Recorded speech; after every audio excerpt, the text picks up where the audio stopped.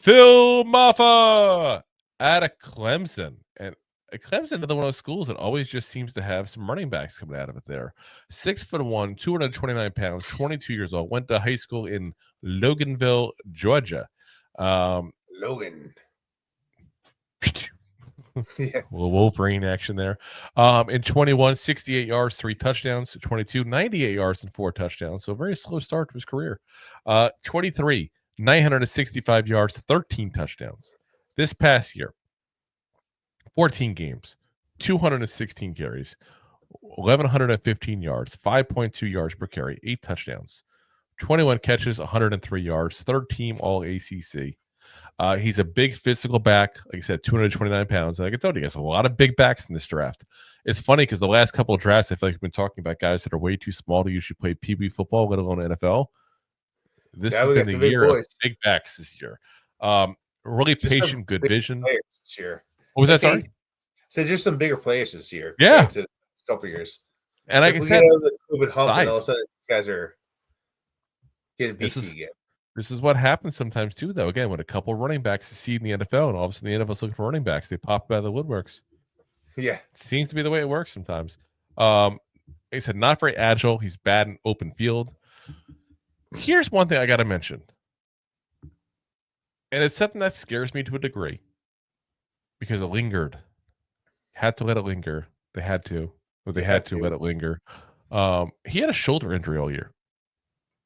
So we look at his stats, and you probably, like, anybody who's looking at this, probably 5.2 yards per carry at Clemson. That's not that good. He had a shoulder injury and dealt with it all year. Had to have surgery when the season was over. Like, we're talking at the end of September, he had that. And it was a pretty gruesome injury. It wasn't like a minor, like, okay, a little bit here. Is it torn? Is it not torn? Like, no. He messed up and jacked up that shoulder and still played the rest of the year on it. Yeah. You got to respect that. That's the heart I want on a team. Yeah. Kids got hot. Kid. And it's funny because usually when it's somebody who has that kind of year, I'm like, I don't see what they're seeing. But I'm seeing the fact that he fought through and still had that kind of year. Like, that's impressive. That's better year than most players would have in college football. And he did it with a bum shoulder. And, oh, yeah, when you're a running back, what gets hit every single time? What do you lead with? That bum shoulder. That bum shoulder, exactly. So I'm going to give him a ton of credit for that.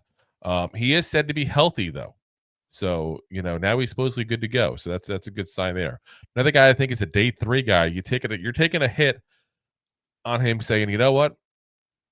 Let's see how good he is now when he's healthy. Let's see how much that was the injury. Because he did have, like I said, a good year prior as well, just shy of 1,000 yards and 13 touchdowns when he wasn't even the lead back. Yeah. So I see potential there, but I also see potential bust. But I love a kid with heart. And this is that kind of kid. It's definitely worth a look. Yeah. Alrighty. If you like that clip, then you will love the full episodes too. Find us on your favorite podcast app and look for us on all your favorite social media platforms. Thanks so much. Please, I'm begging you. Please subscribe.